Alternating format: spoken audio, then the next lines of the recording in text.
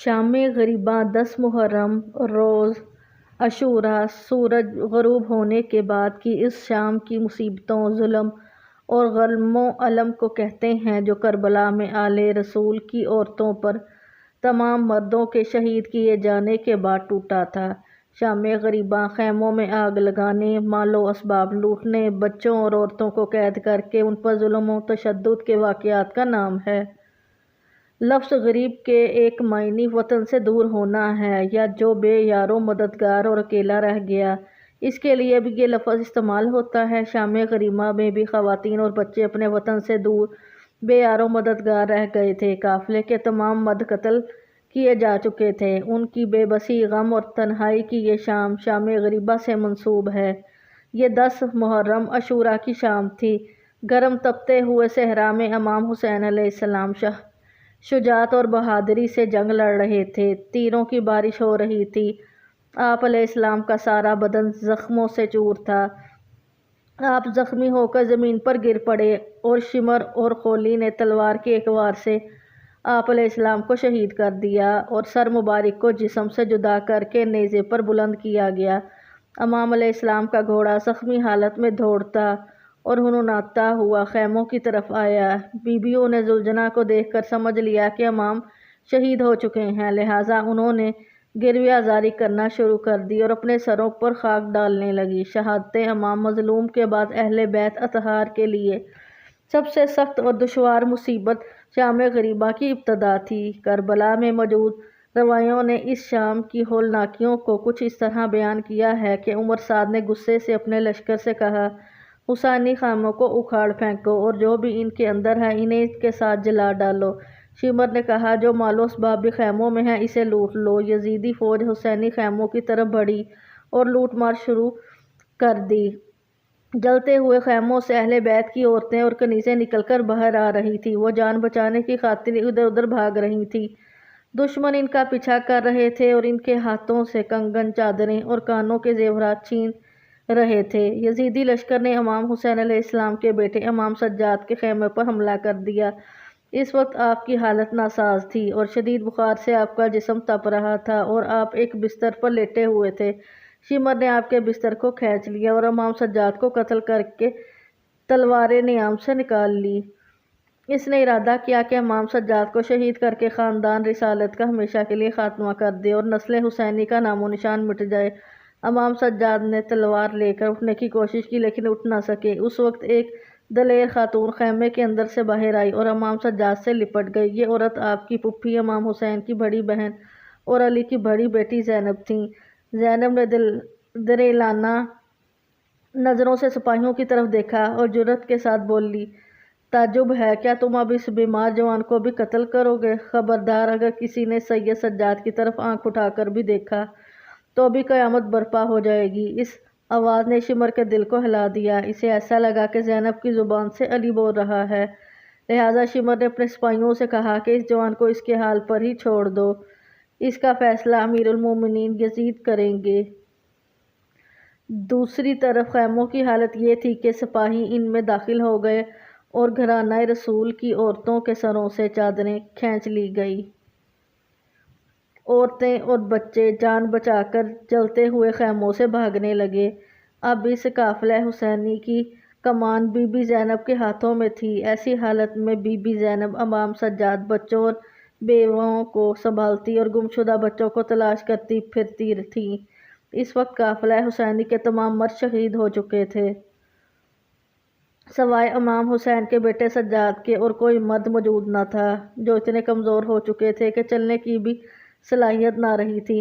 قافلہ حسینی میں اب امام علی کی 2 بیٹیاں زینب اور کلثوم، امام حسین کی 3 بیٹیاں سکینہ، فاطمہ اور رقیہ، آپ کی زوجہ رباب اور آل حسین کی کچھ کنیزیں موجود تھیں۔ امام سجاد فرمایا کرتے تھے، اللہ کی قسم، ایک بار بھی ایسا نہ ہوا کہ میری نظریں میری پھوپھی زینب اور میری بہنوں پر پڑی اور میرے آنسو نہ ٹپکے ہوں۔ مجھے وہ شام یاد آتی ہے جب کربلا میں علی کی بیٹیاں اور عورتیں ایک خیمے سے دوسرے خیمے میں بھاگتی پھرتی تھیں۔ ظلم و جبر کی انتہا یہ تھی کہ حسین کی 6 سالہ بیٹی سکینہ کو بھی نہ چھوڑا گیا۔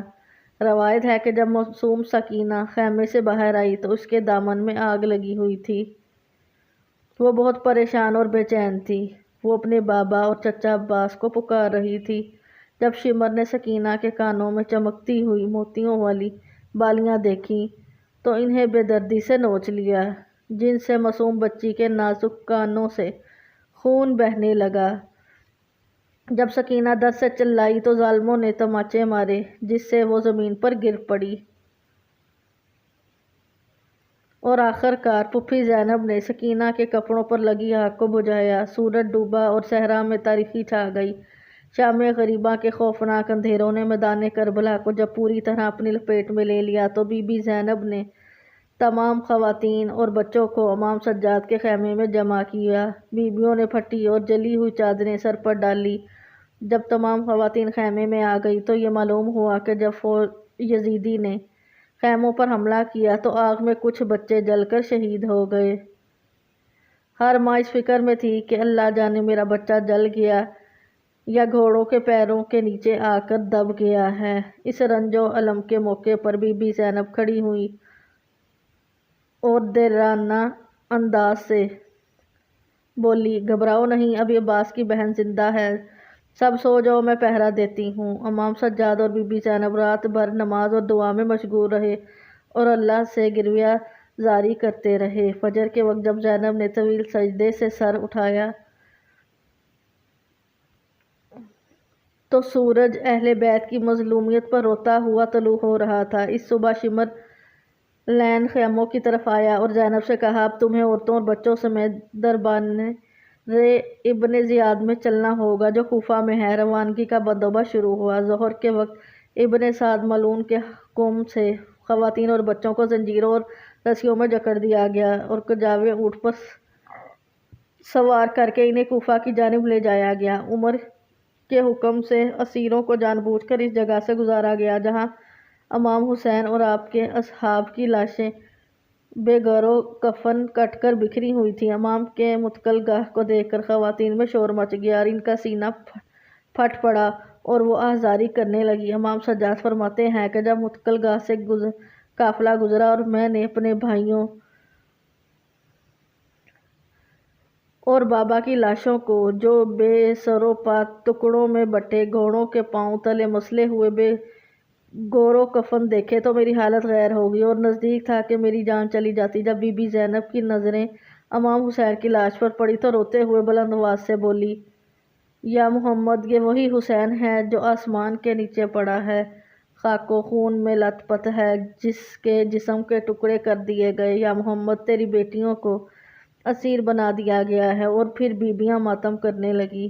بیویاں کربلا کی جلتی ہوئی ریت پر اپنے وارثوں اور بچوں کے لاشیں چھوڑ کے کوفہ کی طرح روانہ ہو گئی۔ ہر دن کے بعد رات اور صبح کی شام ہوتی ہے، مگر وہ رات، وہ شام جو محرم کی 10 تاریخ کو کوفہ کے تپتے ہوئے ریگستان اور کربلا کی خونی میدان میں آل نبی اور اولاد علی پر آئی، اس کا ہر لمحہ تصویر غم بن کر رہ جاتا ہے جو رہتی دنیا تک نسل انسانی کے دلوں کو تڑپاتا رہے گا۔ اس کی تصویر سے مسلمانوں کے جگر جلتے رہیں گے اور اہل ایمان کی آنکھوں سے خون کے آنسو بہتے رہیں گے۔ یہ شام غریباں شام زینب ہے، یہ شام خواتین کی ہے، یہ زینب کی بہادری اور جیت کی شام ہے، یہ اسلام کی تاریخ کی ایک بدنما لیکن ایک عورت کی اعلیٰ جرأت و کردار کی شام ہے۔